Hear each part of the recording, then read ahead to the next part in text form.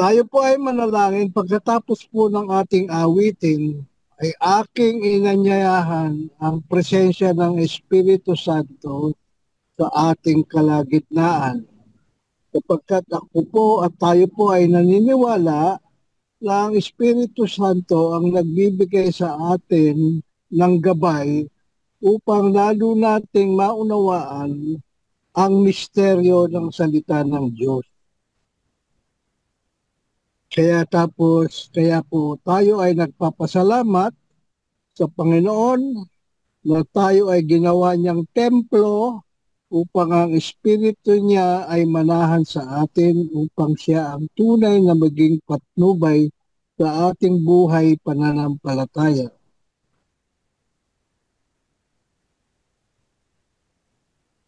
Kaya po, maraming salamat o Diyos.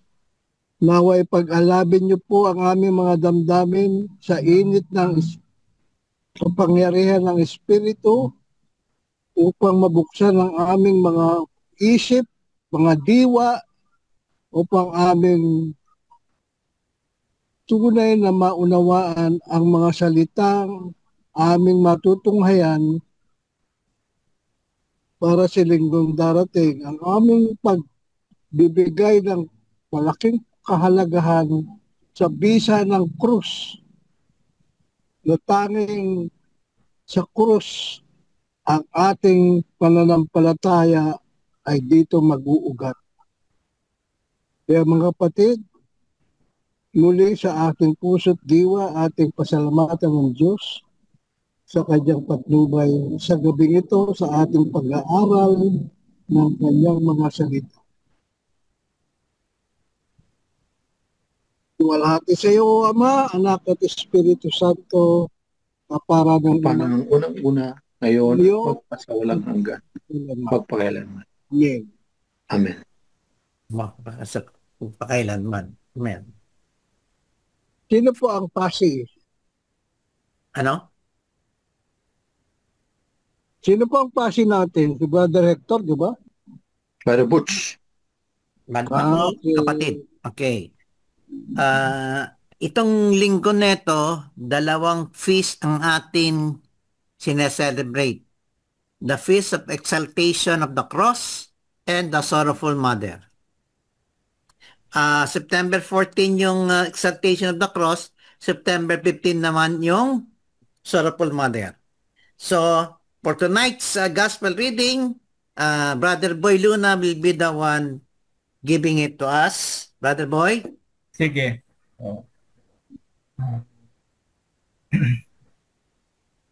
Pagbasa ng mabuting balita ayon kay San Juan. Papuri sa Panginoon. Papuri sa Panginoon. Wala pang sino mang umakyat sa langit, kundi ang bumaba mula sa langit, ang anak ng tao. At kung paanong itinaas ni Moses ang tansong ahas doon sa ilang, gayon din namang kailangan itaas ng anak ng tao upang ang sino mang sumasampalataya sa kanya ay magkaroon ng buhay na walang hanggan.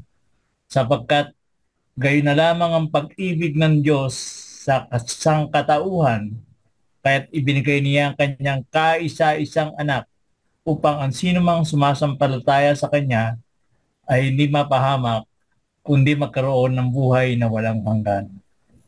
Isinugo ng Diyos ang kanyang anak, hindi upang hatulan ng parusa ang sanlibutan, kundi upang iligtas ito sa pamamagitan niya. Ang mabuting balita ng ating Panginoon. Pinupuri ka namin, Panginoong Jesucristo. Father Tunying. Tanong. Okay. Tanong. Sa talata 13 at 14, sino palang ang nakapunta sa langit at ano ang sinabi ni Jesus tungkol sa disyerto nung si Moses ay nag-intercede para sa mga Israelitas? Ang sabi po sa talata 13, walang umakyat sa langit, kundi ang bumaba mula sa langit na walang iba, kundi ang anak ng tao. At kung paanong itinaas ni Moses ang ahas doon sa ilang, gayon din naman, kailangang itaas ang anak ng tao. Hey. Salamat, Mother Hector. Yep. Sa talata 15 hanggang 16, nung itaas si Kristo sa disyerto ay para saan yun? Ay, na sinabi sa katulad ng pagtaas ng ahas na tanso sa disyerto, at anong kahalagaan ng pagmamahal ng Diyos sa mga tao? Upang ang sinumang sumampalataya sa Kanya ay magkaroon ng buhay na walang hanggan, sapagkat gayon na lamang ang pag-ibig ng Diyos sa sangkatauhan, kaya't ibinigay niya ang Kanyang kaisa-isang anak upang ang sinumang sumampalataya sa Kanya ay hindi mapahamak, kundi magkaroon ng buhay na walang hanggan. Brother Boy, Oh, talata 17. basahin ko lang. Tingnan mo na, di pa, wala pang tanong. Ano ang rason kung bakit pinadala ng Diyos ang kanyang bugtong na anak? Oh. Isinugo ng Diyos ang kanyang anak, hindi upang hatulan ng parusa ang sanlibutan, kundi upang iligtas ito sa pamamagitan niya. Yan. Okay, salamat. Ngayon, may tanong mo ba? Wala. Ako. So, Konting keywords. konting komentaryo lang. Ano, may tanong? Hindi. Ito yung ano eh. Sige, comment. Sige, bro. Bigyan mo ng comment. Sige. Oh, yung ang di ba alam niyo na to, sinasabi baka sinabing 143 I love you, di ba? So, 316. Napalitan na to eh, yung 143. 316 na, 316. Ano Nakuha yung niyo? sabihin nun? For God Ah? so loved the world. For God so loved the world. 316. 316 na. Instead of 143, 316 na ang meaning ng love. Ito yung ano eh. Ito elementary pa lang, kabisado ko na to eh, 316. Oh, kabisado ko yan. Pero hindi yung meaning, hindi spiritual meaning yan, hindi, basta lagi ko sinasabi yan. Paborito ko yan eh, 316. Okay. Okay. Keywords na tayo. Okay. Oh, anong keywords natin mga kapatid?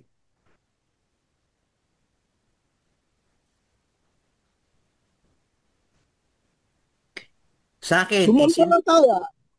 ano? Sumampalataya. Okay. Sa akin, isinugo ang anak upang tayo ay iligtas.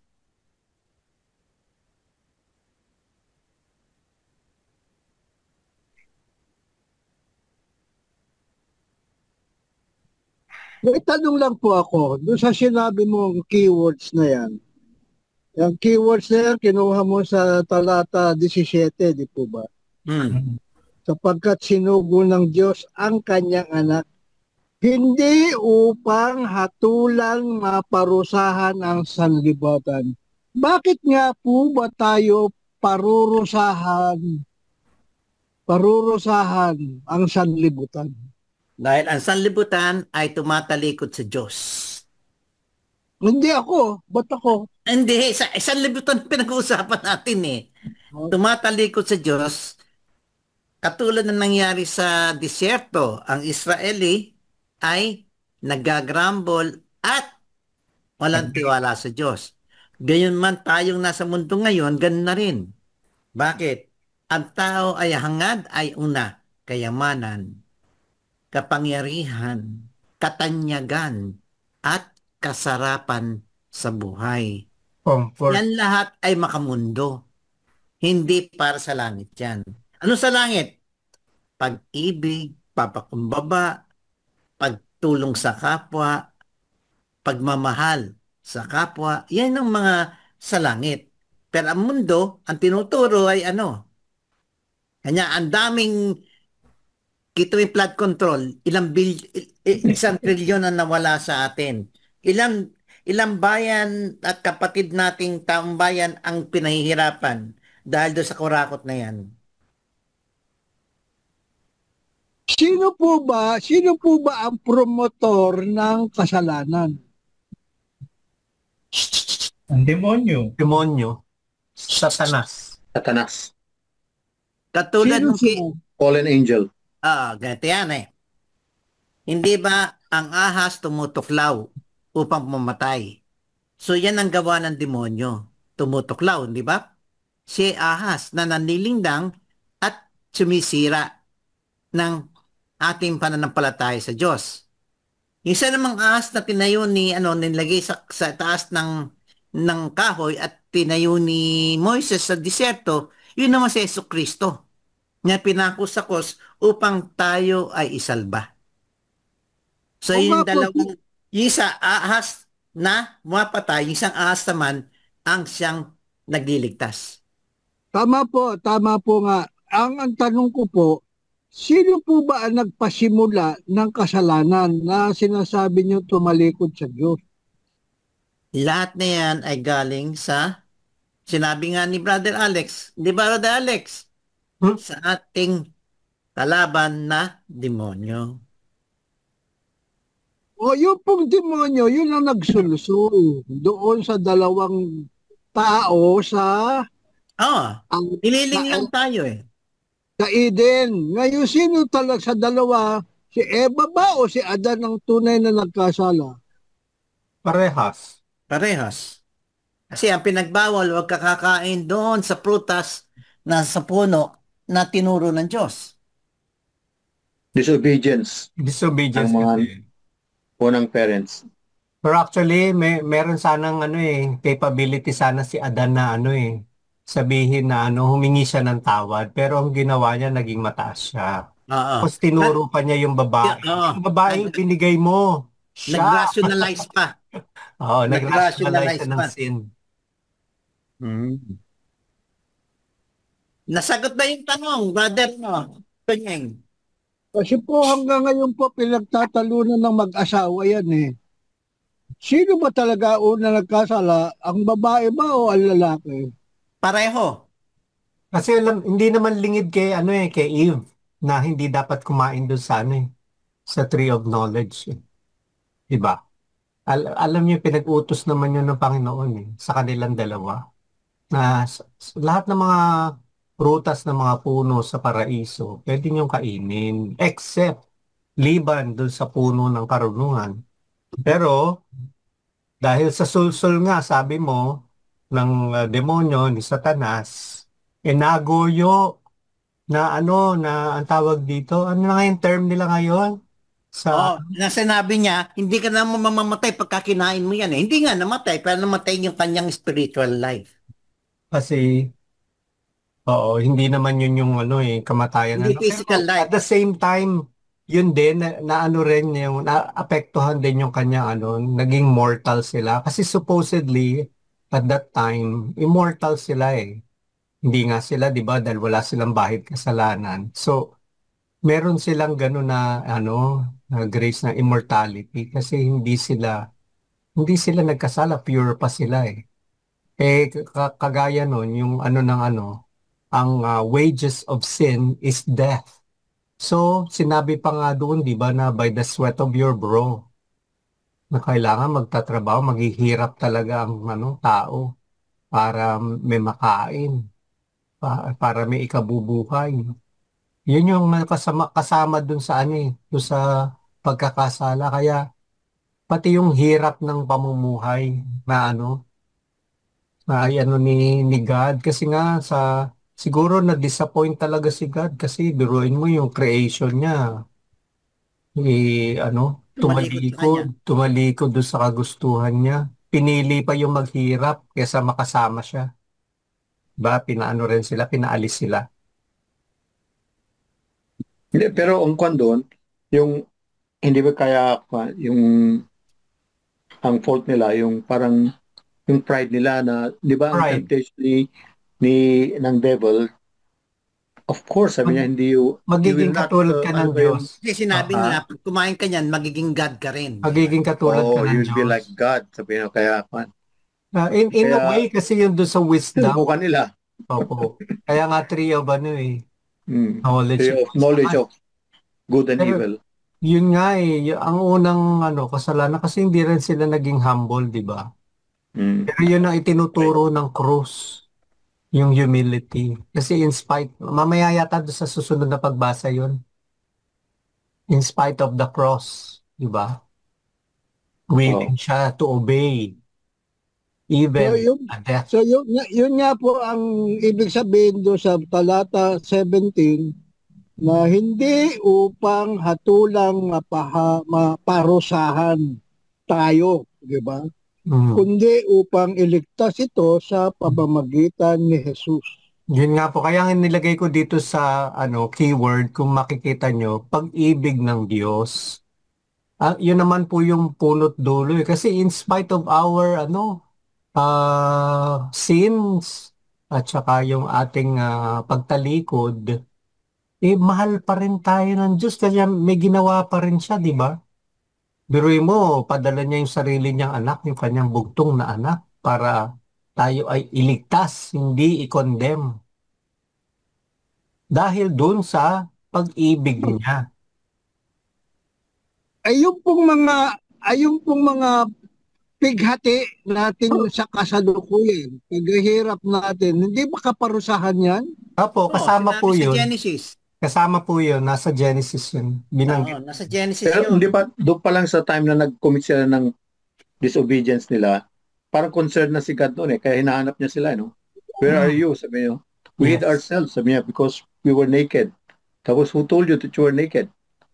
Yun, Pero, parang na-realize nila ang pero kasalanan nila. kasi yun nga even if they realize their sin or their wrongdoing or their disobedience, andun na yung andun Yes. yan na yung hindi humble, yung wala yung humility to accept you or to own up dun sa kasalanan nilang ginawa. Diba parang Mm. itinuro pa, nagturuan pa. Sabi ni Eva, yung ahas kasi, sabi. Tapos nung si Adan naman, ito kasing babaeng binigay mo eh. 'Di ba? Hindi nila inamin yung kasalanan. Opo, siguro napatawad pa sila ng Panginoon kung sinabi na, opo, kumain po kasi kami nung prutas na iyon kasi nainganyo kami. Kaya Inamin pinagbabawal mo. sana nila agad, kumbaga. Parang walang yan no? Yung nagkaiba yan siguro dito sa mga hearing ngayon Sana aminin na nila para takos na agad.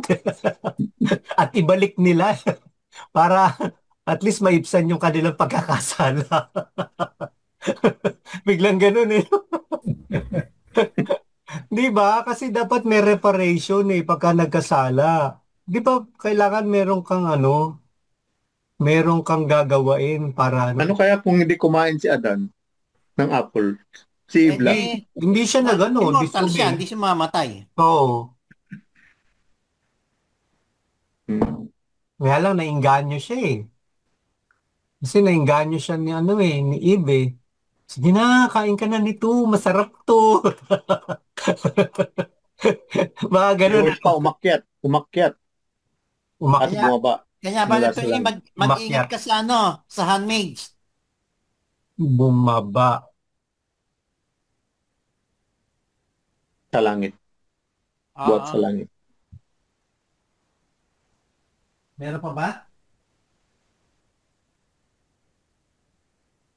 Maiksi lang naman yung reading. Oo nga. Ilang Upang verse. tayo ay iligtas. So, yun na. Okay na po yan?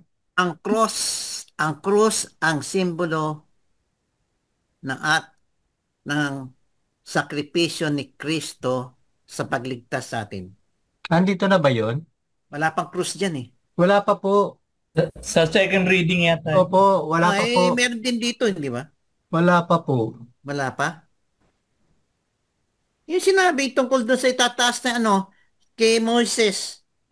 Yung parallelism. Oo, na gaya ng bronze, natataas ang Son of Man, di ba?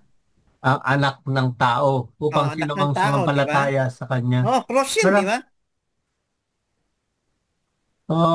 Not necessarily hindi talaga sinabi na diretsahan. Pero kung tutuusin, ang mas symbolic dito is yung faith or pananampalataya. Ando na una po is sumampalataya. Kasi whoever believes in Him, di ba?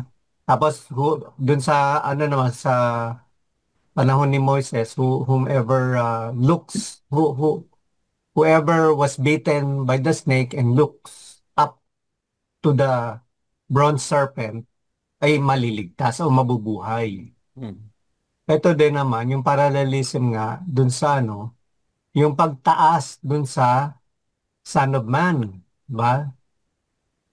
Pero hindi siya din ginawang agad na cross. Although nandun na yung insinuation, pero hindi naman binanggit dito talaga kung ano yung magiging means. Pero sa atin, may clue na tayo kasi alam na natin yung buong istorya.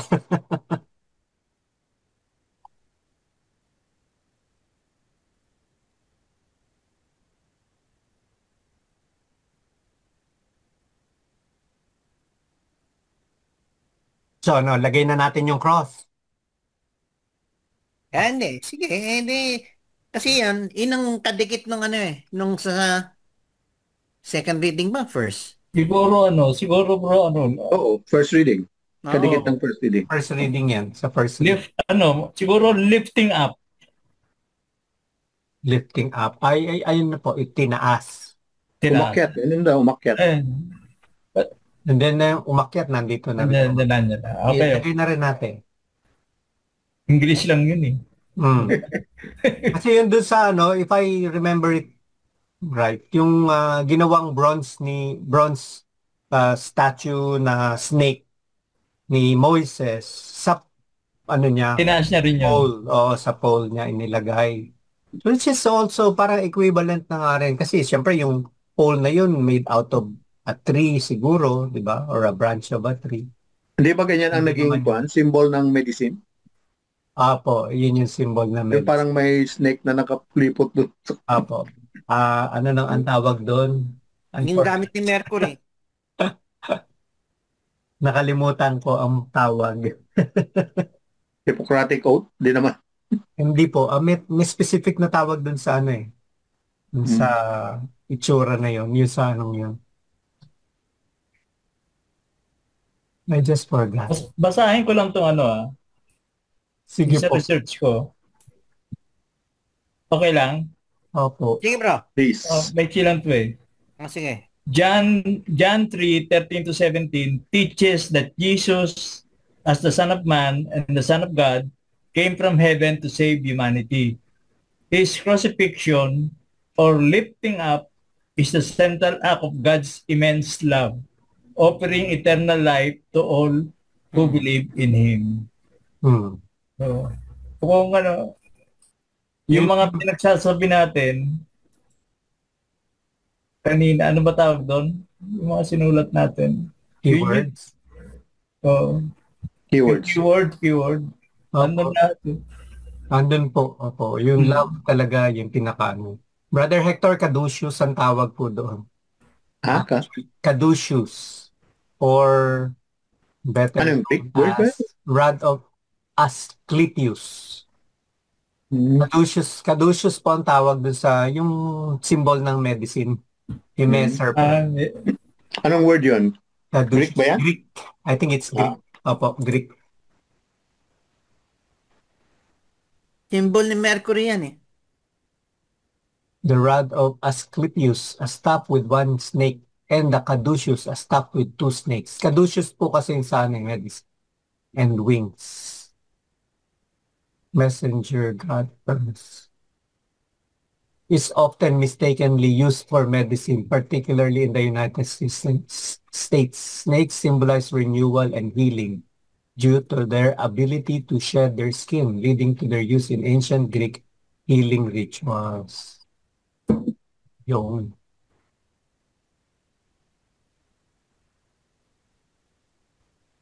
No, first reading na? First reading na tayo. Sige, first reading na bro. Go ahead. Okay. Pagbasa mula sa aklat ng Bilang. Subalit nainip sila sa pasikot-sikot na paglalakbay. Nagreklamo sila sa Diyos at kay Moises. Inilabas mo ba kami dito sa Ehipto upang mamatay lamang sa ilang na ito? Wala kaming makain ni mainom. Suyang-suya na kami sa walang kwentang pagkain ito.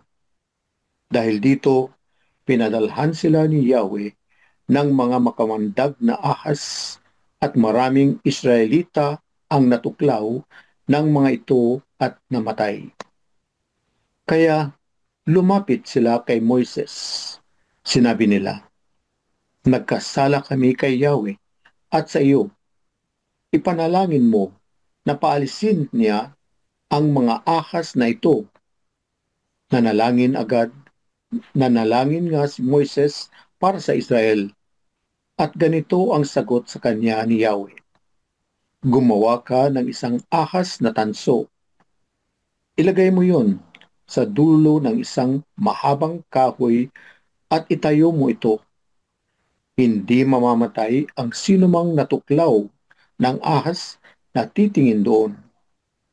Gumawa nga ng ahas na tanso si Moises at inilagay niya sa dulo ng isang mahabang kahoy at itinayo niya ito.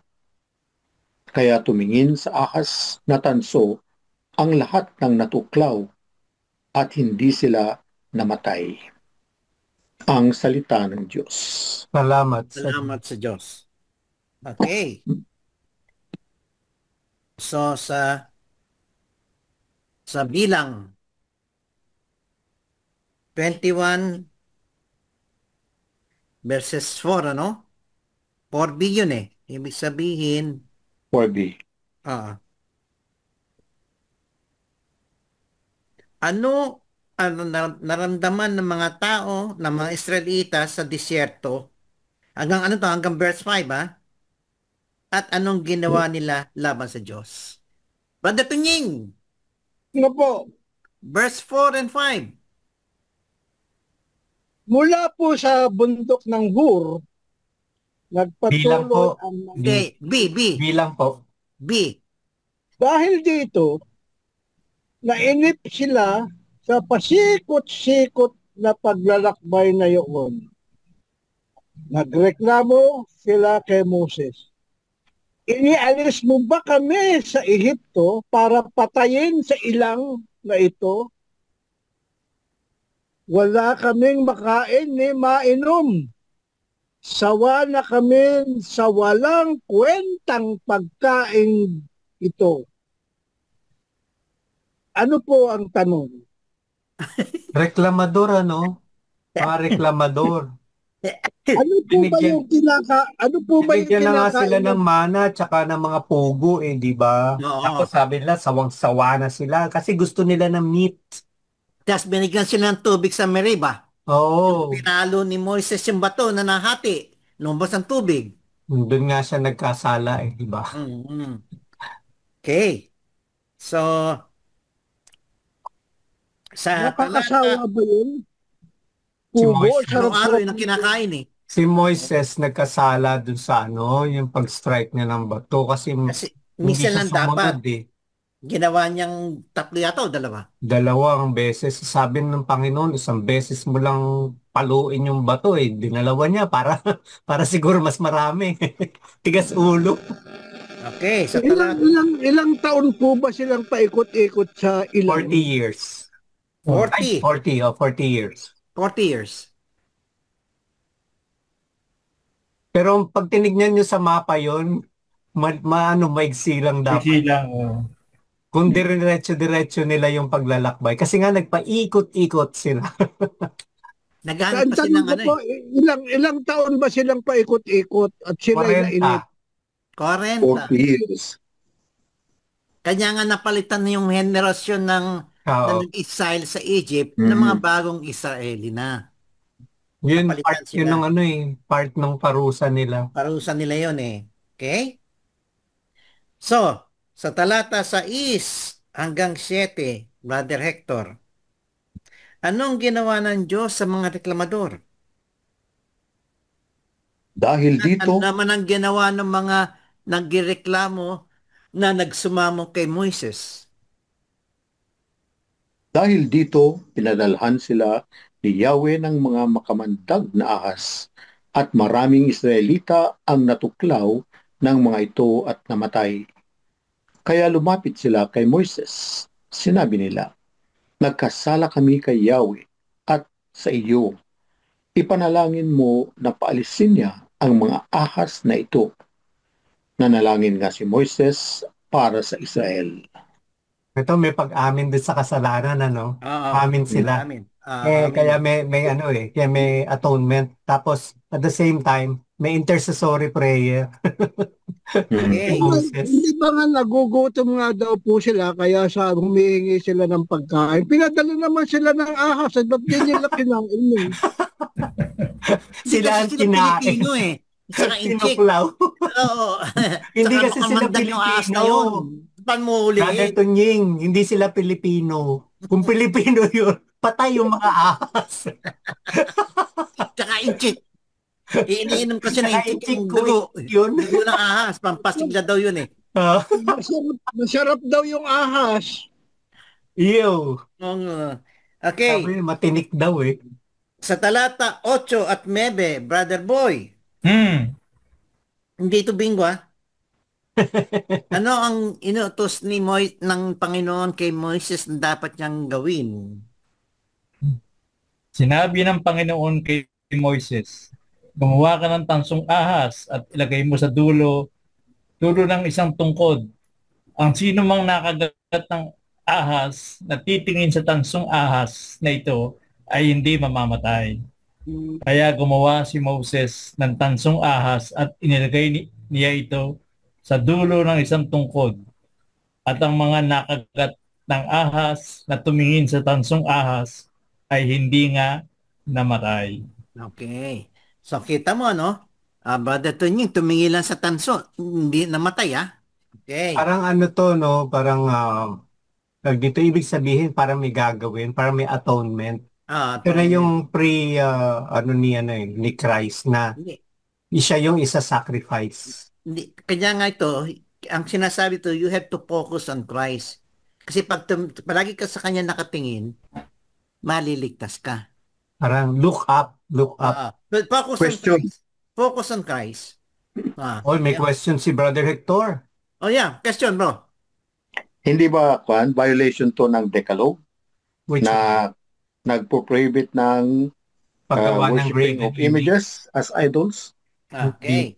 Inuutos Alam mo bakit ng Diyos yan. hindi kasalanan? Mismo ang Diyos ang nag-utos. Di ba? kay Moses. Thou shall make images or graven images in the Hindi naman form of anything. Na iwa-worship mo. Ito hindi naman wina-worship eh. Titingnan. Kaya nga ito yung ginagamit na pang ano, di ba? Pang ano dun sa mga nag-re-rebuke sa mga Catholics na yung tayo ay gumagawa ng mga images. Oo. Nga ito, di ba ito mismo ang Diyos pang umutos. Utos. Even yung yung mga anghel dun sa Ark of the Covenant, yung palamuting anghel na nilagay dun sa Ark of the Covenant. Covering Diyos din yun. Ang nag-utos noon kung paano i-disenyo yung ark, yung paglalagyan. Panginoon Diyos. Di ba?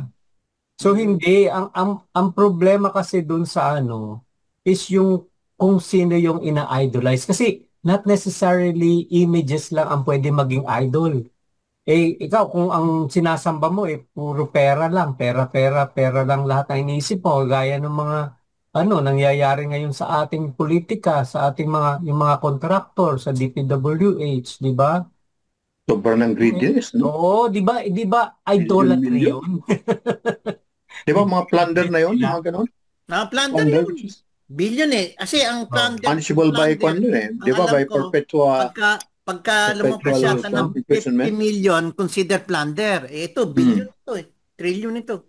Kaya nga, yun yung sinasabi doon, hindi naman yung wino-worship yung yung mismong Hindi we know maraming worship. pwedeng ibang worship ang gawin. It Hindi, will help us focus. yun naman yung sa mga Catholics, yun ang explanation natin. Like nga yung common na explanation is, ikaw ba, nagkikip ka ba ng ng picture ng mahal mo sa buhay, ng family mo sa wallet mo? Oo. Diba? It is just to remind you kung sino yung mahal mo. Pero bro, Pwede kong basahin tong commentary? Bro, pakibasa. sige, sige. Meron na. Sige po. Hindi, commentary lang sa verses 4 to 9. Sabi niya dito, venomous snakes attack the camp of grumbling Israelites. Once a confession of sin comes forth, and Moses intercedes for the people, the Lord prescribes an emergency antidote. A serpent relic is perched on a pole to heal the bitten victims. The manufacture of this image is not a violation of the Decalogue, which outlaws making images to be worshipped as idols. Exodus 20:4-5.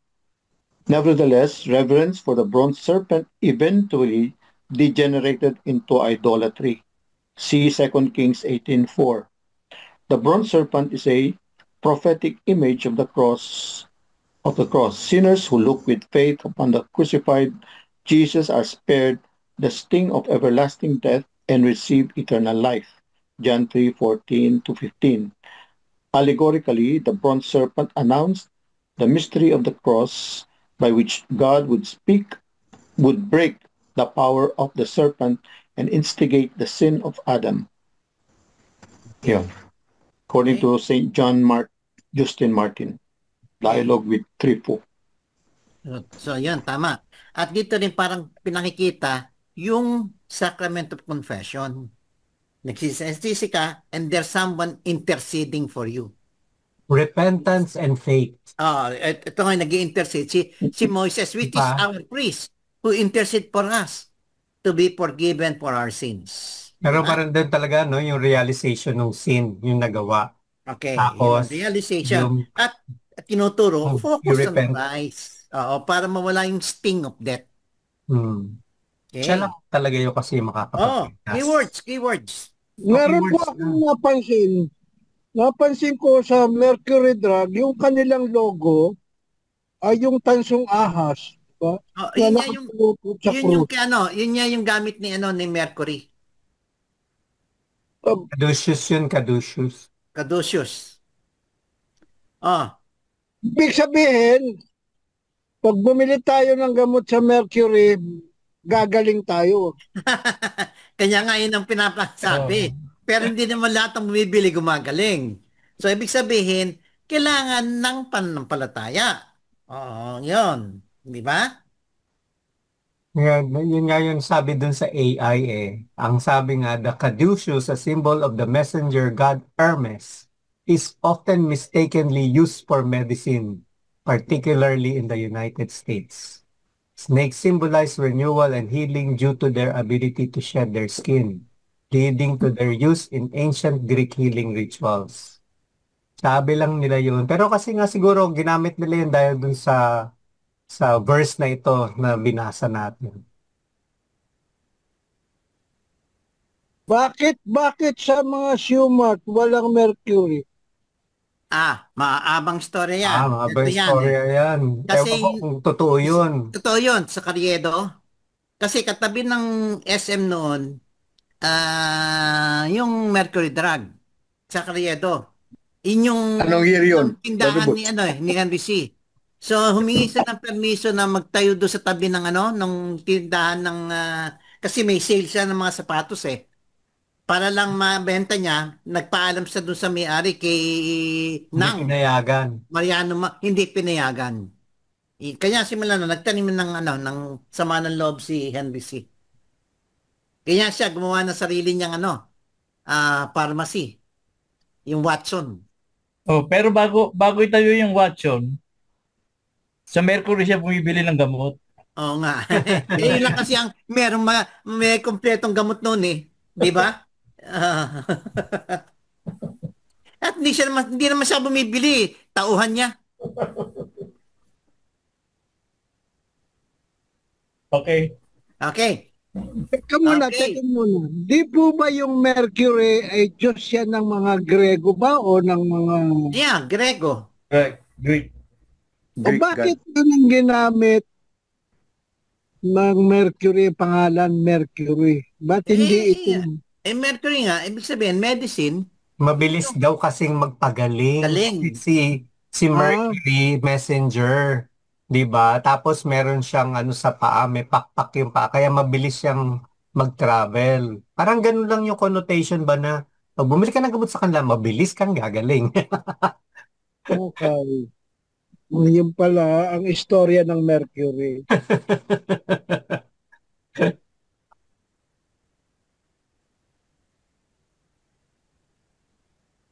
Okay. Ano pa? Anong keywords natin?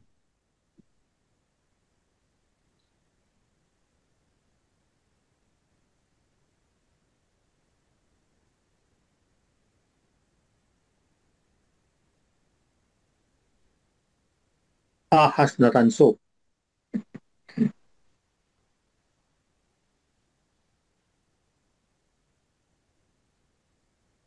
Tanso. Na pag tumingin doon ay gagaling.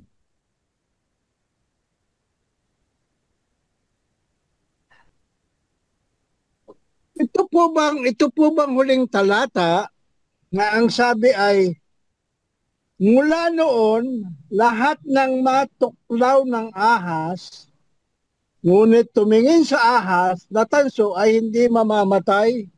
Oh, Applicable po ba yan sa atin? applicable sa atin yan. Ang ibig sabihin kasi, yung kinasabing tanso na ahas, ito yung cross ni Jesus Christ. Pinapakita dito yung allegory na yung ahas na pumapatay, ito yung gawa ng kasalanan. Pero kung ikaw ay nakafocus kay Jesus Christ, ikaw ay maliligtas sa kamatayan. Sabi nga ni Brother Alex, sa Roman, sabi ni St. Paul, the wages of sin is death. So, ang parusa sa mga kasalanan ay kamatayan. So, yung kamatayan, dalawa yan, physical at spiritual. Di ba, Brother Alex? Tumpak ka, Cardinal, Butch. Di ba? So, ngayon, kung ikaw ay Cardinal magpo-focus niyo po kay usap mga Jesus Brother Alex, Christ, ha? oo. So, kung ikaw magpo-focus nakatingin focus ka kay Jesus Christ, hindi ka na magkakasala dahil alam mo na si Jesus Christ ang magliligtas. So, ikaw palagi may pag-asa, may pananampalataya, may pagmamahal, at may awa. Iyan yung mga katangian na nakikita mo kay Jesus Christ na siya nating gagayahin. Tama ba, Brother Tunying? Oo nga po. Pinapakita Oo nga din po. po kasi dito yung walang hanggang awa ng Panginoon. Kasi in Oo. spite of, di ba, kung sino man daw yung natuklaw, lahat naman tayo natuklaw ng ahas eh. Lahat po kasi tayo nagkakasala. Pero Ito in naman. spite of our faults, our sins, because we believe in Christ and we trust in Him, and because of His uh, infinite mercy, kaya tayo ay hoping pa rin na mabuhay, no? Tama. Ano lang yan mga brothers? John 3:16 lang yan. Yun nga, for God so loved the world. Oh. Di meron din yung pag-ibig diyan, ano? Diyan pa rin yung Pag-ibig. pag-ibig. Pero hanggang ngayon, ang tao ay nagkakasala pa rin, di ba? Opo. Marupok nga kasi, sasabihin nung kumakanta, ang tao'y marupok. Diba? O kaya yung isa, di ba tayo ay tao lamang? Pero sabi nga ng pare, hindi daw, ano yun, excuse. Nabasa naman natin yung gospel ngayong araw na to, di ba? Lalong mabigat yung mga sinabi doon, utos ni Jesus. Parang hindi natin kakayanin yung gawin. Love your Lalo enemy. na, Kanya nga tayo dapat naiiba sa mundo eh. Saka naman na, ano, yung kaaway mo, patat, mamahalin mo. Yun na nakit sa iyo, Ibang ipapanalangin mo. level yun eh, no? O, ibang level yun. Mhm. Ibig sabihin, hindi ka nakatuon sa pansarili mong kapakanan. Nakataon ka sa ikabubutin lahat. Level Yun ni yung, Lord yun. yun yung tinatawag na ano sabi sa atin ni Unan? May sinasabi Selfless atin love. doon eh. It is called a selfless love. Yun yung pinapakita ni Lord. Oo. Yung kanyang selfless love. Agape love. Selfless love. Oh, agape. Kasi, Ngayon, sabi nga, if you are my disciple, you should follow me. So, you ibig should love sabihin, one kung kayo another. disiplino ng Kristo, gagawin mo yung ginawa niya. Ano yung ginawa niya? Ano yung ginawa niya sa kaaway niya? Pinatawad niya, di ba? A new Hindi commandment hindi niya pinarusahan. I give unto you. At ang kanyang operative word doon Love. love. pagiging Kristiyano. Love you. Ang tamang love, agape love. Hindi yung eros love, agape. Ayan na naman eh. Mamaya mag-comment na naman dyan. Ayan si Brother Tunying Ano na naman yan?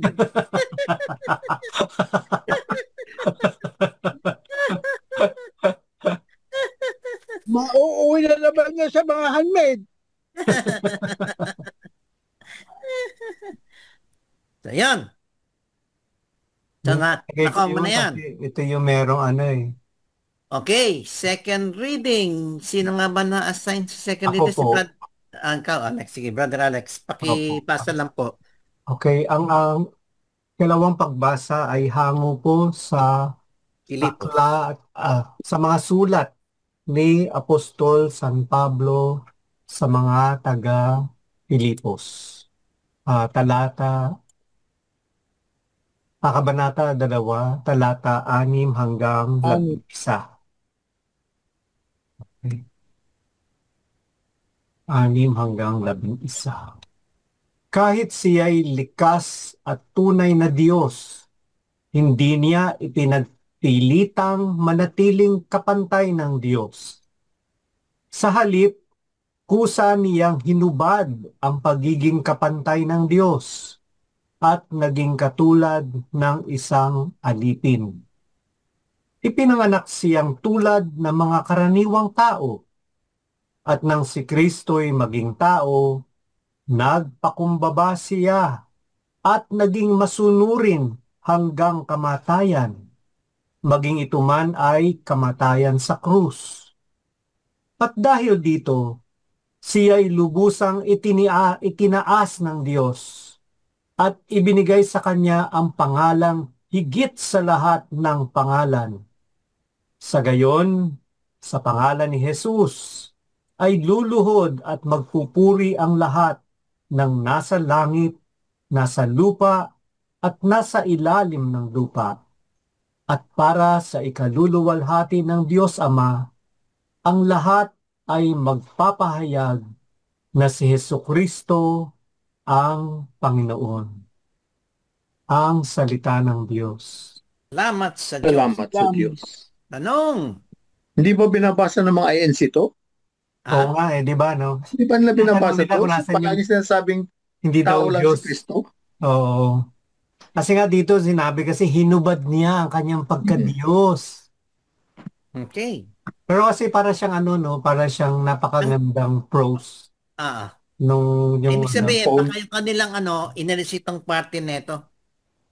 Siguro, baka wala doon sa Bible nila ito. Okay.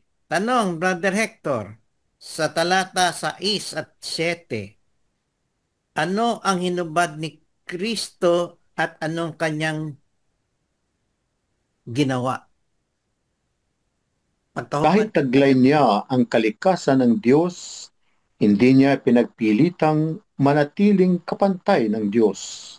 Sa halip, kusa niyang binitawan ang pagiging kapantay ng Diyos at namuhay na isang alipin. Ipinanganak siya bilang tao at nang siya'y maging tao.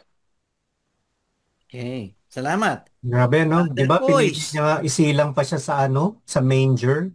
Brother, Napakahaba, di ba? Brother Kois. Tanong po. Okay, sige. Ano po ba yung pinamuhay niyang bilang isang alipin? Naging alipin ba si Jesus? Isang Servants of description all kay Christ, servant Servant. all. Oo. Di ba? Katulad ng Tagasilbi. paghuhugas ng paa ng mga apostoles. servant king, Yan ay gawa the ng description alipin. ni Christ. Okay? Di ba? Gawa ng alipin yon. Naghuhugas siya ng paa ng mga apostoles. Na pinakamababang alipin, siya naghuhugas ng paa ng lahat ng bisita. So, nung hinugasan niya, ipinamukha niya na siya ay servant of all. So sabi niya, he came not to be served, but to But to serve. Tandaan mo yun. Ano yan? Quaresma, di ba? Sineselebrate natin yung washing of the feet, di ba? Huwebes Santo, Huwebes Santo. huling Eh hapon. di dapat maging alipin din. Oh! Yun naman yung alipin example. Kaya servants tayo. Di ba sabi niya nga, alipin tayo ng ating kapwa na naniniwala sa Diyos. Ibig sabihin ng alipin, we serve them. hindi naman yung literal na maghugas Na ng ikaw paa. parang alipin. Kasi yung talagang alipin na nasa isip mo, yun yung binabayaran. Tayo hindi tayo babayaran. Ibig lang sabihin, kung may nangyayari sa ating mga kapatiran, hindi natin pamamayanain yung ating pansariling kaisipan. Bagkus iisipin mo na ikaw ay servant of all, so magpaparaya ka dahil you are looking for the greater good. Hindi yung the good of myself, but the greater good of all. Di ba? Yung magpagsisilbi na walang hinihintay na kapalit. Sapagkat ang magbibigay sa iyo ng reward ay ang Ama sa langit. Di ba? Okay. Ano lang, konti lang. Dito nga, binasa ko yung English version eh. Hindi naman ginamit yung, hindi slave ang ginamit eh. Servant. Servant ang ginamit. Apo. Okay. That's ang term, servant. Brother Kuis, talata 8 at 9. Okay. Ano ang ginawa ni Kristo nung siya'y maging tao? At ano naman ang ginawa ng Diyos nung siya ay namatay sa krus? Kaya naman, siya ay tinampok ng Diyos at binigyan ng pangalan higit sa lahat ng pangalan. Hindi, talata 8 muna, kapatid. The verse before that was Ito na. nagpakumbaba. Mapapakumbaba at naging masunuring hanggang kamatayan. Oo, hanggang kamatayan sa krus. Kaya Continue, naman, voice. yun po, Continue hanggang 9 daw po. sige po. Kaya naman siya ay tinampok ng Diyos at binigyan ng pangalan na higit sa lahat ng pangalan. Amen. Okay. Amen. Brother Alex, Opo. sa talata 10 hanggang 11. Ano ang mangyayari pagka sa pangalan ni Jesus ang siyang namayani? At ano ang magbibigay papuri sa pangalan ni Jesus? Sa gayon, sa pangalan ni Jesus ay luluhod at magpupuri ang lahat ng nasa langit, nasa lupa, at nasa ilalim ng lupa. At para sa ikaluluwalhati ng Diyos Ama, ang lahat ay magpapahayag na si Jesucristo ang Panginoon. And so, keywords ulit. Keywords. Andun yung mapagkumbaba. Pagpambaba nga. Tanong. Yeah. Ano? May tanong po ako. Ano yun? Ano yung tanong mo? po yung sinasabi rito na binigyan ng pangalang higit sa lahat ng ano po ba yung binigay na pangalan kay Jesus? Higit sa lahat ng pangalan. Jesus, Jesus Christ. Alam mo ba yung sabihin ng Jesus Christ? The name above all name. Oo, the name above every name. Pero hindi ba merong kasabihan yung Jesus Christ? Tagasagip, di ba? Yung Christ. Kanya Kristo. Ibig sabihin nun, Anointed one. Savior, di ba? So, ibig lang sabihin, pag nadinig ng sa langit ang pangalan ni Kristo, sa lupa ang pangalan ng Kristo, at sa ilalim ng lupa, lahat ay luluhod. Magbibigay papuri sa pangalan ng Panginoon Kristo. Sapat ang pangalan niya ay nagtataglay ng kalakasan, kapangyarihan, at pangalan ng Diyos. Anong ibig sabihin ng Kristo? Anointed one. Anointed one. Anointed one.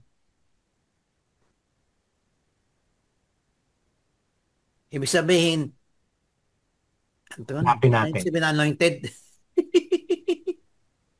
Kasi sinasabi na Jesus Christ. Jesus Christ. Jesus, Kristo. Si Jesus ay Kristo. Ano po ba yung Kristo? Apelyido. Anointed one. Jesus the Messiah.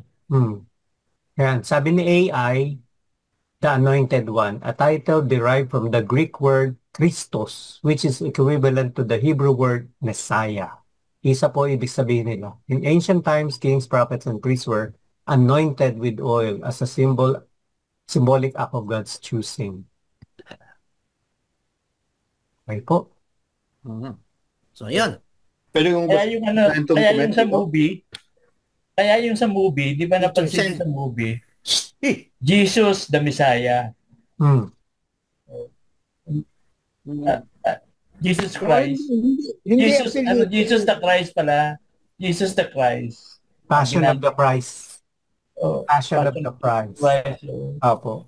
Kaya yung aking topic sa LCS or CLS, yung unang-unang topic is Jesus the Messiah. So, hindi pala apelyido yun.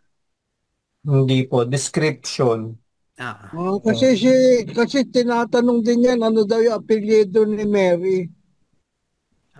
Hindi po kasi uso apelyido nun sa kanila eh. Parang kagaya sa parang kagaya sa Arabic, no, Brother Hector? Ang kanilang pangalan. Parang sa kanila, di ba tulad ni Bin or Abu. May bar, son of so-and-so, ganun. May, Apo, bar naman sa kanila eh. Saan sila na saan sila Bar Jonah, ganyan. Bar Jonah, oo. Father, son of Jonah, yung ganon. Okay. So, hindi pala apelyido ni Mary Christmas. Yung pala yung gustong sabihin ni Brother Tunji. Merry Christmas. Happy New Year! Brother Alex, namuhay na isang alipin.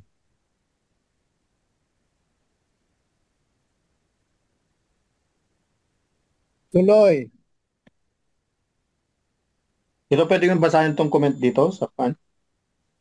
Sige, bakibasa bro. Philippians 2, 6 sige, bro. to 11. Sabi niya dito, possibly an early Christian hymn, Christ is the focus of the meditation, which follows the storyline of his incarnation, verse 2:7, his humiliation, verse 2:8, and his exaltation,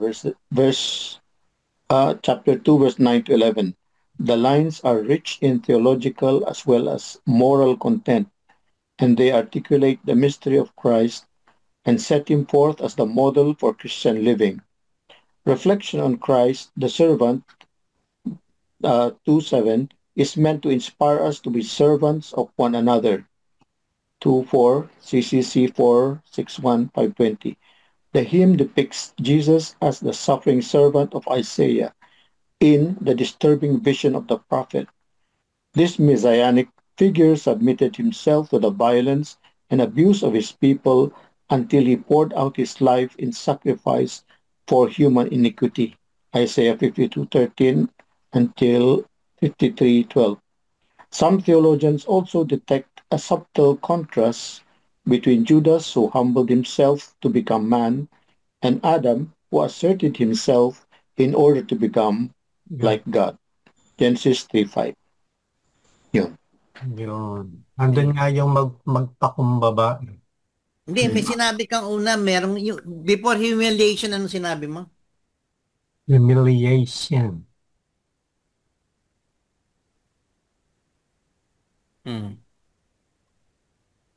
May sinabi ka bro eh. Huh? Before humiliation, exaltation, ano yung una? He aims to depict Jesus, suffering servant of Isaiah, in the disturbing vision of the prophet. This messianic figure submitted himself to the violence and abuse of his people until he poured out his life in sacrifice for human iniquity. Yun. Yung parang siya sa Isaiah, suffering servant. Oh. No. Yung suffering servant. Suffering servant. Nasaan po dito ang exaltation of the cross? Wala. Yun yung piece na sinabi ng simbahan, bro. Hindi kasi yun, Kasi yun Yes, ang na instrument exaltation kung of paano cross. niya Kanya kita mo, na-accomplish yung ang mission bawat niya to the talata, cross. may reference sa cross. Yung tanso, reference sa cross yun. Yung sa gospel, meron ding cross. At ngayon, Carry your ding cross and dito. follow me. Sinabi. Kahit hanggang mamatay sa krus. Bago po naging alipin tayo sila ng Roma, ang mga Hebrew. Ano po ba ang kaparusahan sa mga Hebreo kapag sila ay nagkakasala? Kasi dito sa panahon ng mga Romano, ang mga nagkakasala ay pinapako sa krus. mas brutal ang Romans Yun eh. yung Pero capital punishment na yan eh. Capital yun punishment tama na yan. siya, no, capital punishment na yun. Yun yung pinakagrabe Grabe na yun. na parusa. Parang terror yun eh. Kasi yun yung panakot ng mga Romano doon sa mga, actually ginagawa Siguro nila sa mga mga- rebelde. Mga rebellion. Sabi kasi nila, yung ano daw, dying on the cross, ang pinaka-humiliating, Excruciating. excruciating Pinakamasakit. and humiliating na ano. Kasi po pag pinapako sa krus, hubot-hubad, wala talagang saplot. Oo nga po. Ngayon, nung panahon po sa mga Hebreo, ano ang kaparusahan sa mga nagkakasala? Ulo yata sila. Tinatanggal nila na sa pagiging membro ng Ay hindi, binabato. Meron silang kwan? Stoning to Binabato. death din? Ano? Stoning to death. Binabato? depende sa grabe.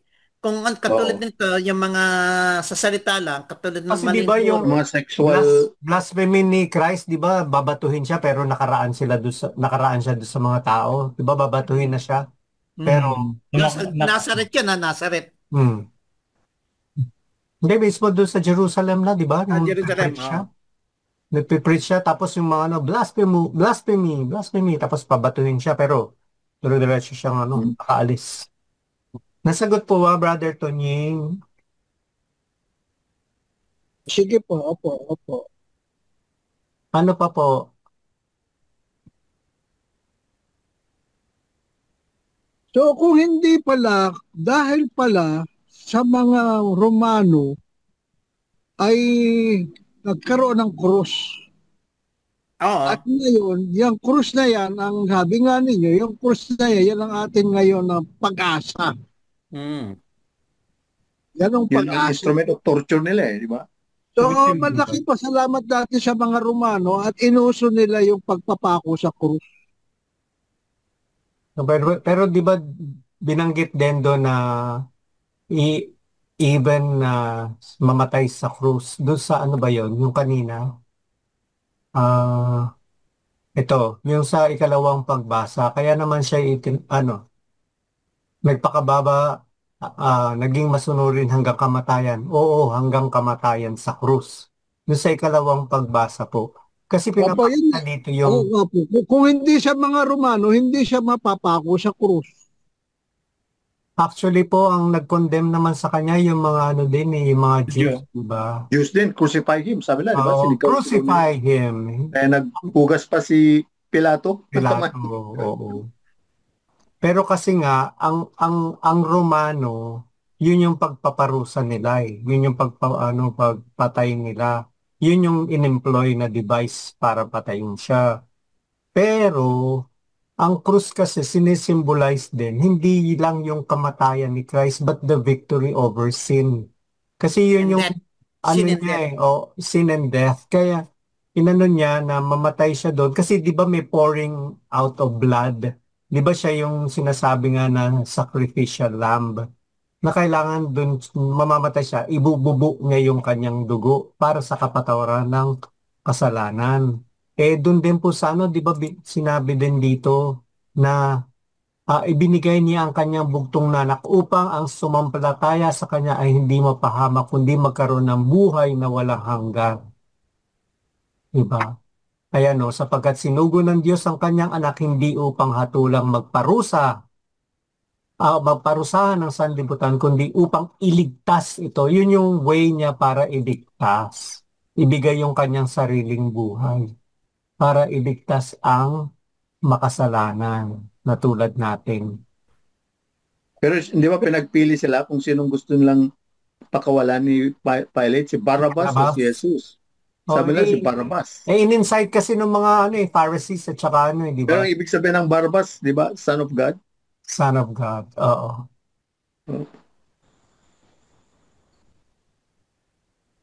Kasi nga, di ba, si Pilato nga, kita niya, walang kasalanan si Jesus, di ba?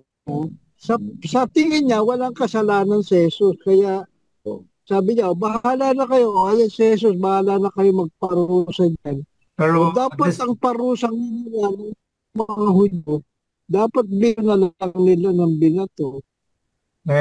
kaya lang kasi mautak nga sila eh. Gusto nila ang magparusa yung mga Romans, hindi sa kanila manggagaling. Kasi di ba magpa-pass over, bawal sa kanila yun eh, madudumihan yung kamay nila eh. Madudungisan sila eh. So, hindi sila makaka-celebrate yung Passover. Di ba? Pag naduguan na sila.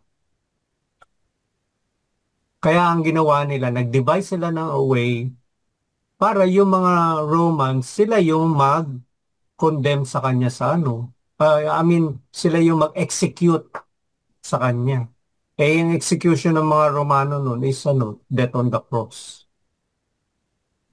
Pero ano naman, di ba? Ando na sa mga prophecy yon kagaya ni Isaiah, yun naman talaga yung magiging kamatayan niya. And he even also prophesied it himself.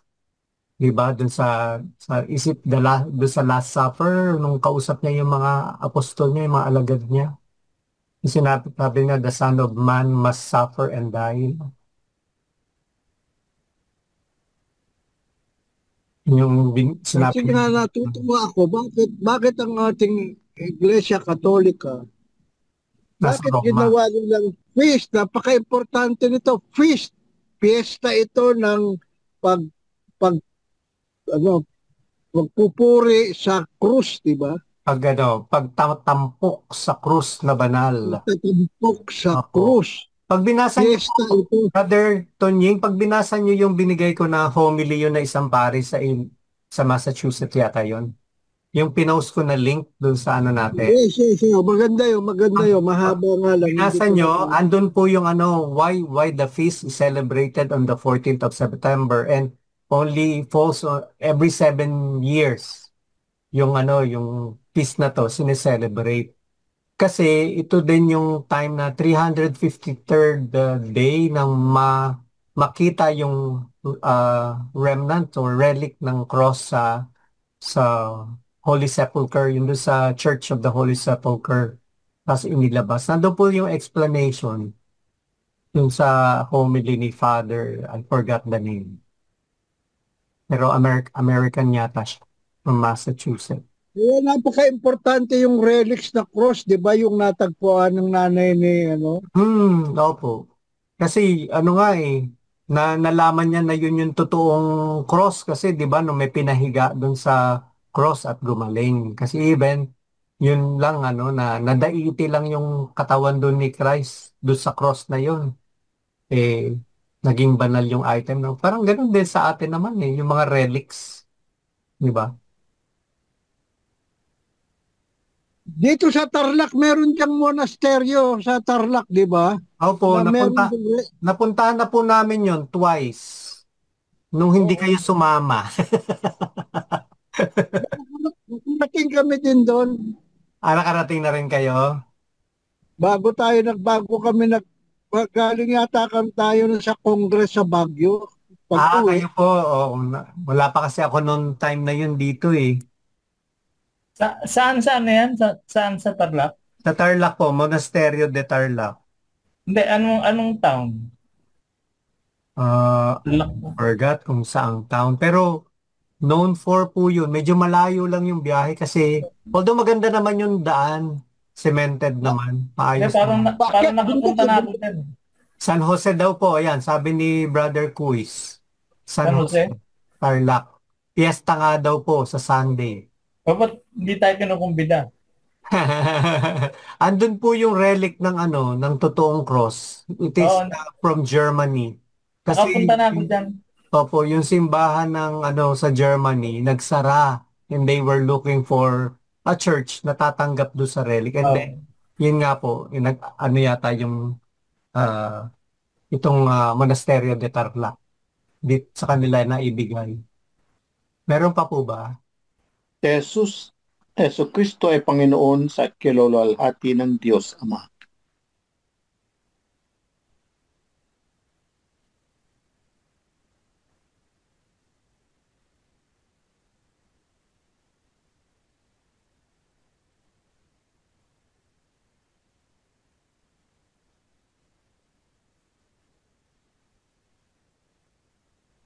Meron pa po?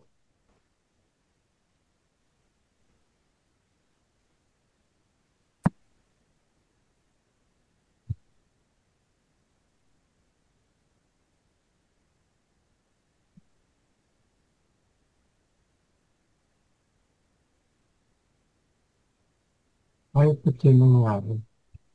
No. Pangalan, higit sa lahat ng pangalan. Name above all names.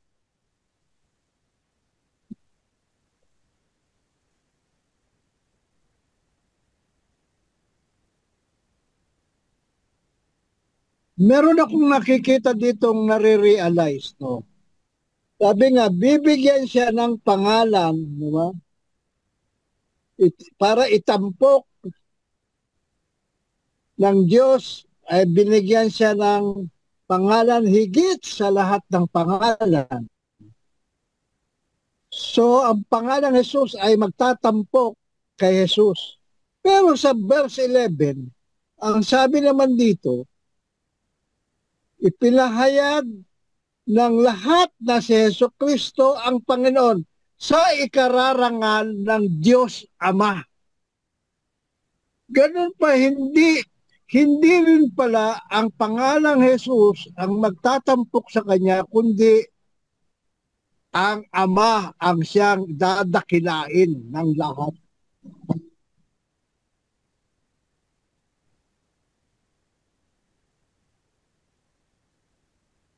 Tama naman yan. Kasi sabi nga ng nakamukha pag nakita mo na ako, sabi ni Jesus, nakita mo rin ang Diyos Ama. So, iisa lang sila. Di ba? Kanya nga, Holy Trinity. Iisa lang sila. So, pag dinakila natin si Kristo, pinapupurihan din natin ang Diyos Ama. Kasi lahat ng ginawa ni Kristo lahat ay naaayon sa kalooban ng Diyos Ama. Tama ba yan, Brother Tunying? O mayroon kang... Sa totoo nga lang po, talaga namang ayaw ni Jesus na siya ipako sa krus eh. Kaya nga siya nagre-reklamo doon sa hardin ng Gethsemane, di ba? Hindi naman siya nagreklamo. Sabi niya, tay, pwede ba wag na lang? Ilang beses niya ginawa yun. Tama na niya. Ilang beses niya ginawa yun kasi para ipinapakita niya lang doon sa atin na hindi yung kanyang will. Parang sinasabi na Not mine, but ito Christ. ang gayahin Will niyo. done. Not my will but yours be done. Di ba yun naman din yung panalangin na tinuro niya? Thy kingdom come, your will be done. Not ours.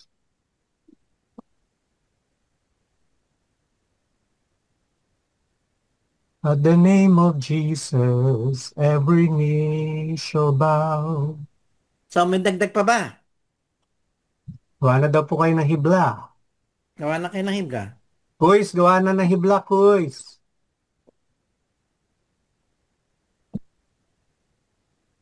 Ito po ang ating salmong tugunan. Hindi nila malilimot ang dakilang gawa ng Diyos. At ang gospel acclamation, kami sumasamba sa iyo at gumagalang sa krus mo na kaligtasan ng mundo.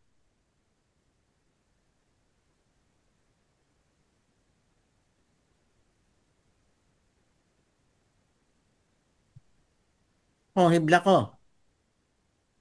Ang anak ng tao ay itataas upang ang lahat ay maniwala sa Kanya para magkaroon ng buhay na walang hanggan.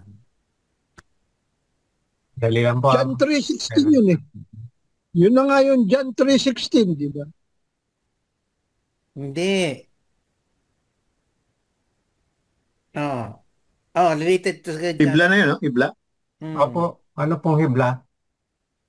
Sige po. Ito, Anak ibla. ng tao Citation. ay itataas. Ano po? Ang anak ng tao ay itataas upang ang lahat ay maniwala sa Kanya para magkaroon ng buhay na walang hanggang.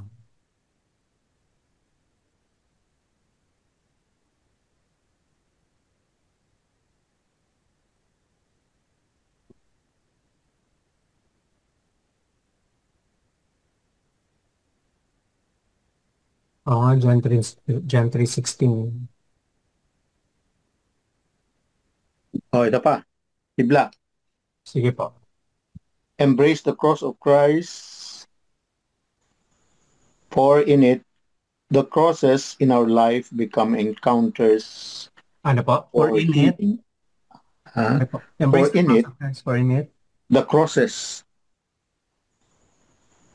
in our life become encounters for our healing and salvation.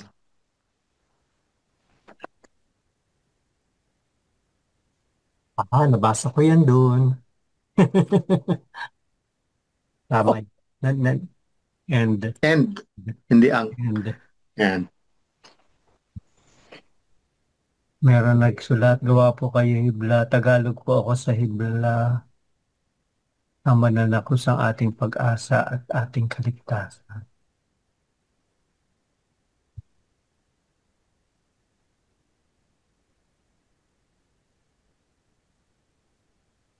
Po sasabihin ng INC, tao lang siya sige, anak ng tao eh. Yan lang naman yung term ng mga kanila. Pero dyan sinasabi niya na dyan talaga na siya ay Panginoon. Di ba binanggit dun mismo at ipahahayag ng lahat na si Jesucristo ang Panginoon sa ikararangal ng Diyos Ama. In the glory of God the Father. Amen.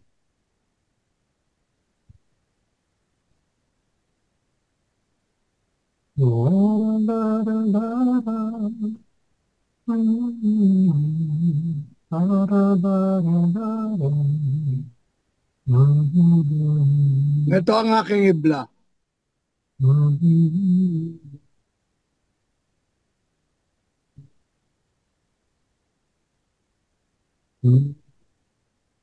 At sana po.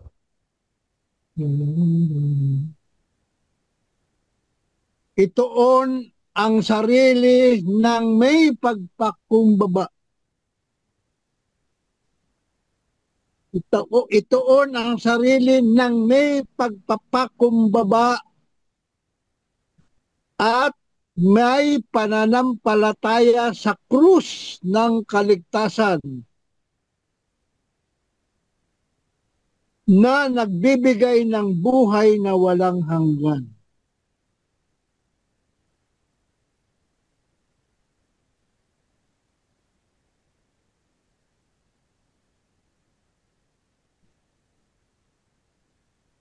pagpapakumbaba.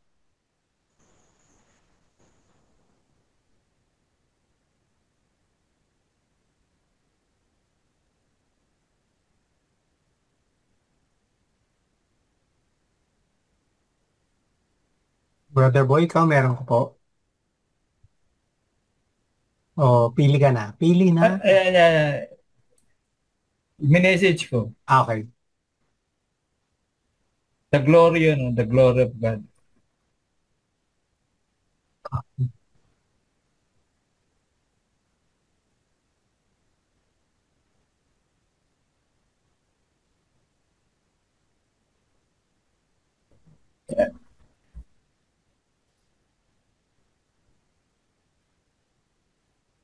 Yun po, tamang-tama yung nasa, yung nando doon sa ano yung haleluya, kami sumasambo sa iyo at gumagalang sa krus mo na kaligtasan ng mundo. Tama, tama.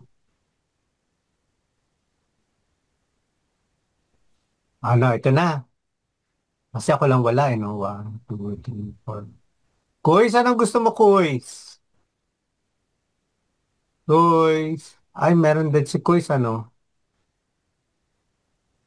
Ako na pipili, Ito na. Copy.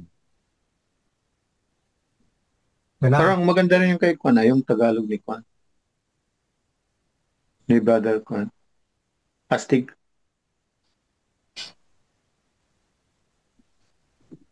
Which one?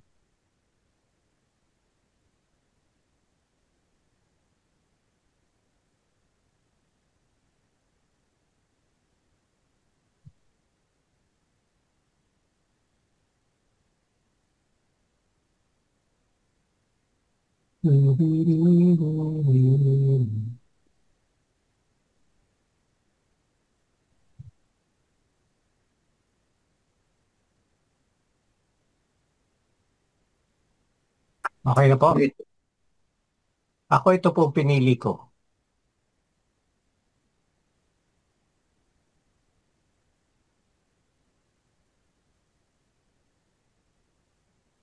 Kayo po ba, may pinili kayo? Ano pong gusto nyo?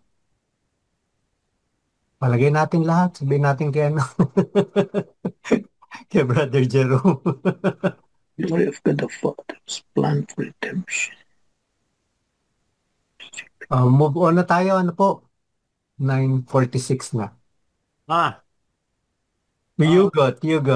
Ano hugot natin?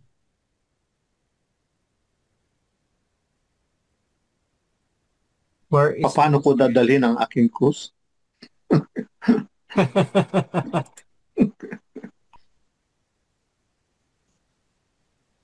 Yung ano po, kung yan po ang hibla natin, dagdagan mo po yan ng salitang cross.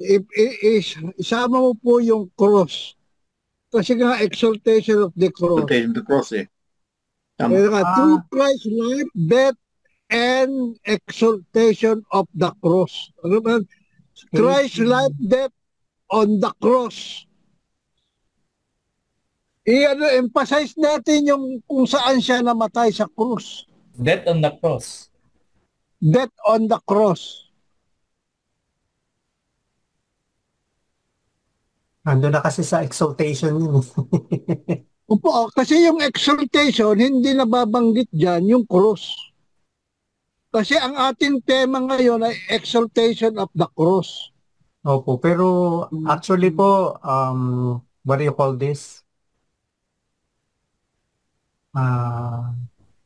Kasi kung ang ibig teka, yan, dalawa, ano ba yung spelling nyo ng exaltation?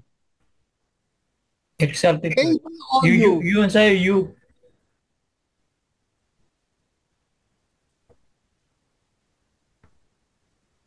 Yung ibig sabihin ng pag-ayan, hindi, tama. Dalawang ibig sabihin niya pag-ayan, exalt. Iba yung exalt.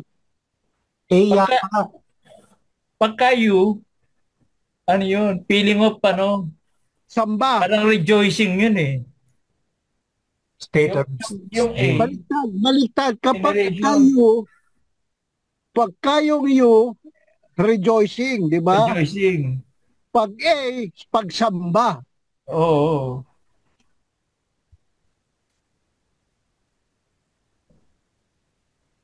So, A po talaga. Talaga. tama A. Kasi tama na eh. Okay. Kasi po, indirectly, hindi naman yung cross yung Dalawa, isang English sa natin eh. Si Tagalog. Christ naman kung sino yung namatay dun sa cross, siya yung ating sinasamba at pinapupurihan. Diba? At siya naman talaga yung nagbuwis ng buhay. So indirectly lang yung kasi the cross has been the instrument of his death. Pero ang talagang pananampalataya natin, nakatuon talaga naman kay Christ na namatay dun sa cross. Di ba? Kaya nga through Christ's life, Or, death, and exaltation. Kasi siya naman yung itinaas, di ba, doon sa pagbasa, itataas ang ang anak ng Diyos, anak ng tao. Pero yun, sinasabi nga natin kanina, na yun yung cross. Siya yun. Di ba? Anyways, so kung ano lang, to satisfy po yung ano nyo, well, let's put it in. Pero ano na po yan eh, without saying, yun na yun. Siyugot na.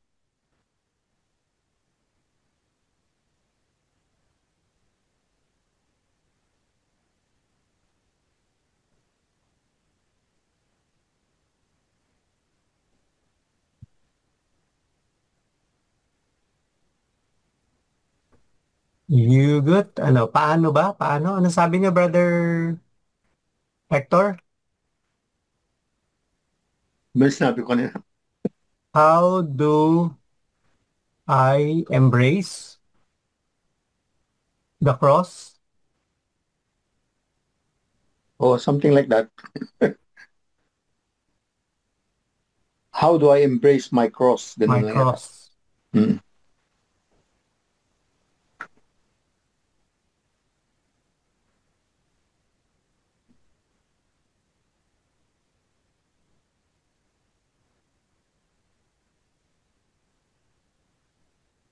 Nagugutom ako.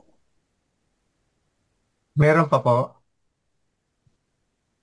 Paano ako magiging mapagkumbaba, matulungin, at O, maawain ng aking kapwa?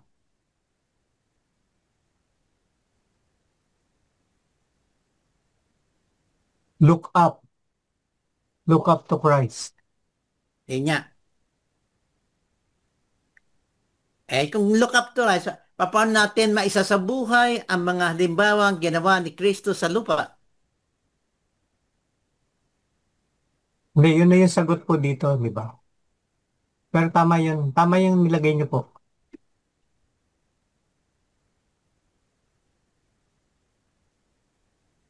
Meron pa po.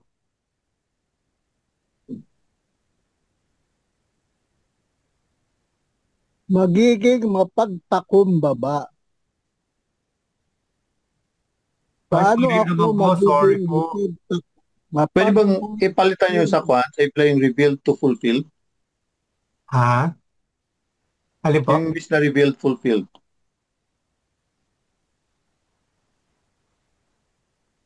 The glory of God the Father whose plan for redemption is fulfilled to Christ's life, death, resurrection, and exaltation. Fulfilled. Hmm.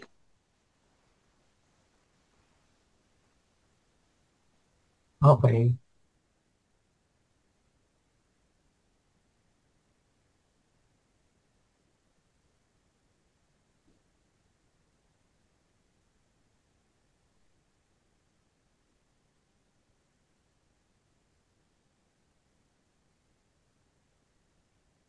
Challenge na tayo. Challenge o hamon na?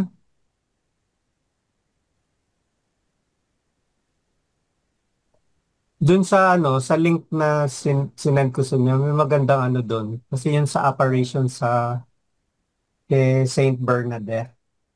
Kung ano yung importance ng pag-aantanda ng cross. Cruz. Kasi si Mama Mary, without saying a word, yun yung kanyang, nung magpakita siya kay Saint Bernadette, yun yung ginawa niya. Nag-cross siya, nag-sign of the cross siya. Tapos, ang sabi daw doon, si Saint Bernadette, she was trying to make the sign of the cross but was prevented to do so. She was doing the sign of the cross kasi nga, she was thinking, no, na yun yung talagang kagawian din na, ano, even tayo, di ba? Na kung ano yung vision ba, is it coming from God or from the devil? So she was trying to do the sign of the cross, but she was prevented. But si Mama Mary, nung nag-sign of the cross, then that was the time that she was able to also do the sign of the cross. It goes to show how reverent it is to make the sign of the cross daw. Hindi yung, kasi iba pag nag-sign of the cross, parang ganun lang. Hindi yung in the name of the Father, talagang hanggang sa may waist daw, sa puso, and then dito sa extreme na left, tapos sa extreme na right. Yung iba kasi parang dito lang nagka-cross. Diba? Yung iba nga, ganun lang, parang wawawin lang. Ang proper daw talaga. Nandun po sa link, pakibasa po. Yung talagang you make the sign of the cross reverently. Kasi the sign of the cross is a prayer itself. Hamon, confront suffering with humility like Christ. Ang ganda ha. Copy. Thank you, Kuys.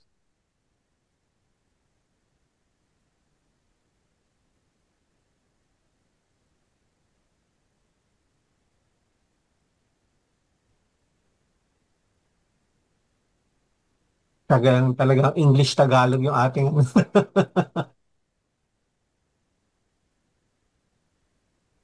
Dagan mo pa ng kwan with patience and humility.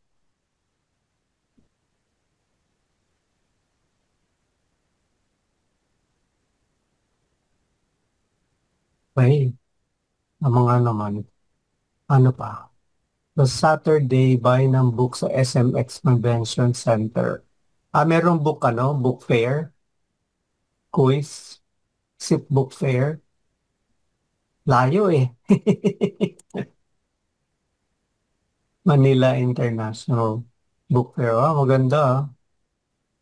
Tsaka wala ko pambili. Sarap lang magbasa, walang pambili. Kailangan mo rin time para magbasa eh. Ha? Kailangan mo rin ng time. Oo nga. Kaya nga eh. Ako, kuwan ko lang, mga e-books na lang para madali sa cellphone mo. Yun nga. 365 Days of the Lord. Ito yung Bible, guide. May 2026 na ah. Meron pa po? Ordo 2026. Anong stand ni Pope Leo the 14th sa traditional Latin Mass? Hindi naman niya kinokondem, no? Hindi niya kinokondem. So, unlike kay Pope Francis hindi siya ganun ka ang pinapatupad niya yung Vatican II. Pero alam nyo, ako mas nasosolem ako dun sa pre-Vatican, yung traditional Latin. Although, hindi mo nga naintindihan yung words, pero yung reverence, grabe. Yung pare hindi nga nakaharap sa nakaharap sa altar yung pare. Ako dito sa parish namin, kinwestiyon ko yung parish priest namin eh. Bakit? Kasi yung Hail Holy Queen, di ba? Kinakanta in Latin. Opo, Salve Regina. Oo. Salve Regina, Mater Misericordiae. Sabi ko, Father, bakit natin kinakanta natin in Latin? May English version naman yan. Kinakanta yung Latin talaga. Yung iba, naintindihan ko. Ako naintindihan ko yung ibang Latin version. Pero yung iba, hindi nga nila tinatanong ko sila, alam mo ba yung kinakanta mo? Hindi Hail po. Holy Queen yun eh. Hail Holy Queen yun. Ayun ba Hail Holy yun? Queen. Hail Holy Queen po. Oo. Diba? Oo, pero traditionally talaga yan. Kasi dyan Oo. tayo, kumbaga dyan tayo lumaki. I mean, naabutan ko, although 63 ako, pero naabutan ko yan kasi nga nung altar boy ako noon, nag-Knights of the Altar ako, Our Lady of the Grace. Naabutan ko pa yan na may railing pa, may communion rail pa. Tapos pagka nagmimisa yung pare, nakatalikod. Mm. Di ba? Kaya nga pa mapapansin nyo, yung mesa, yung altar mismo, ngayon, merong cross. May Kasi cross. yung cross na yun, nakaharap sa pare yun. Kasi nakatalikod na nga siya dun sa pinakaano eh, sanctuaryo, di ba? Kaya may Ako, cross na nakaharap sa kanya. Kung papansinin nyo, hindi yun nakaharap sa tao. Yung corpus, yung merong body ni Christ, yung sa crucifix, nakaharap yun dapat sa pare. Kasi wala siya ng cross na nakaharapan na ano eh. Yun yung na-observe ko na ano, mahal ng entrance. Oo nga, mahal nga. So Monday po, kapistahan sa Mater Dolorosa de... Oh, sa Kapas naman. Invited ba kami? September 15. Mater Dolorosa naman sa Kapas. Ang daming piyesta sa Tarlac ah. Invited ba kami, Kuys? Meron yata pong tradisyon ang Catholic Church na paminsan-minsan ang pare ay dapat sa consecration prayer mag-Latin. Sa consecration lang, yung consecration, Latin ang paminsan-minsan dapat daw bibigkasin ng pare. So far dito sa amin, di ko pa narinig yun. Mula pang naglatin na Di pa may mga songs na incorporated na yung kanila Latin eh. ang mga songs, like pagka Agnus Dei. Di ba? Ang ano kanyata, sabi lang ang demonyo mas natatakot sa Sa Latin prayer. Kasi, Oo. Di ba? Hindi Sabi naman, ni hindi naman, si Amorth hindi ba yun? naman, hindi naman yung buong Mass Latin eh. Yun lang consecration prayer. ano yung Dominus Tobiscum? Dominus Vobiscum. Esto Et cum spiritu spiritu tu. tu. Kala ko, Mula, mula kala ko kinder, nun. mula kinder hanggang second year, Latin ang mas namin. Di ba? Oh, Pateros Catholic. Latin. Et seculat seculorum. Amen. Ayun nga, pati yung amen binabago nila eh. Oo. Hindi Saka yung pababa. Hindi yung pababa yung glory. amen. Amen. Parang gano'n. Pataas dapat. Sabi ko, bakit pinabago pati yung tono ng amen? Yung Gloria, tsaka Holy yung name of Apostles' the- Creed, Latin yan eh. Inabot ko yan eh. Oh. Maganda din eh, di Anyway. ba? Kasi nung nagse-celebrate ng mass yung mga pare, di ba, obliged sila na ng kahit na may private mass sila eh. Every day dapat magmamass sila.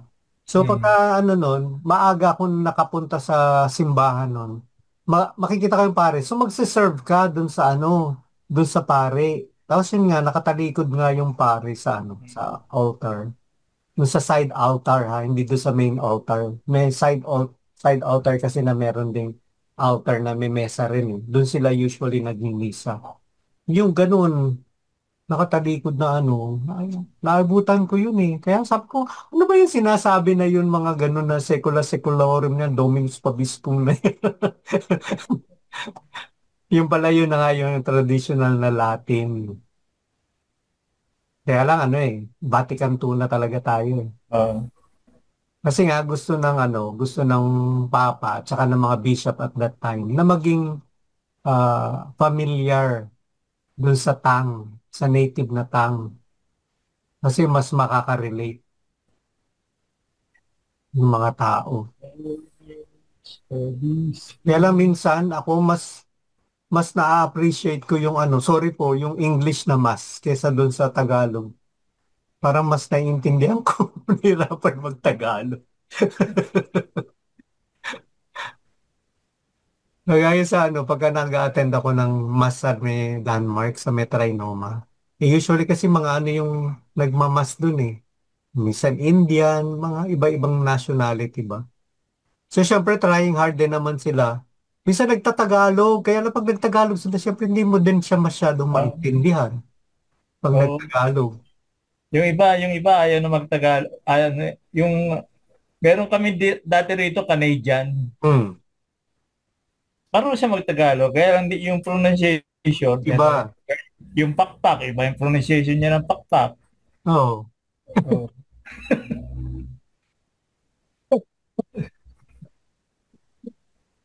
Ayaw sabihin. Mag-English ka na lang. Oo, English na lang. Wings na lang, wings. Meron pa po ba tayo ilalagay sa hamon? Si Mose Reggie Malikdem, unang kasal sa chapel ng Maligdim. Ay, talaga? Ang galing naman. May kinasal na pala doon. Kasi para siyang parish na rin. Meron. Last month yata, itong month na to. Sabi ni ni Puys eh. Oh, nagkaroon. Usually, di ba? Sa mga Chismis parishes. nga yan. Na-chismis sa landmark, pinag-uusapan. Oh? Oh, Talaga? Pero bakit? Buti pinayagan sa bagay kasi parang church na rin siya. oh, Although, it's not a parish, pero extension siya ng parish, no? extension siya. Chapel. Extension siya ng chapel. Parang yung, parang sa Greenbelt. Ganun din. Oo. Ang ganda nun sa may, no? Sa Greenbelt. Yung may Oo. paligid niya, mga garden. Garden. Vicar General siya. Oo nga. Vicar General na nga si Father Reg. Mukhang close kayo no na quiz ni Father Reggie Malikdem. Ano to secretary siya ni di ba? Ni Bishop Tagle, Tagle, oh. Cardinal Tagle. Oh. I mean,